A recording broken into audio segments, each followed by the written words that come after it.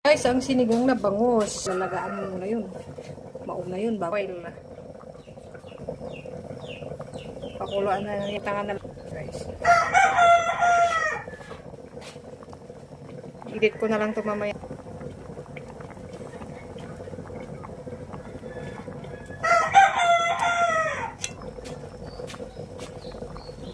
Ganang asin, pampalasa. Natanggal na yung ano sa gilid. Oh. Bula-bula sa gilid, tatanggalin.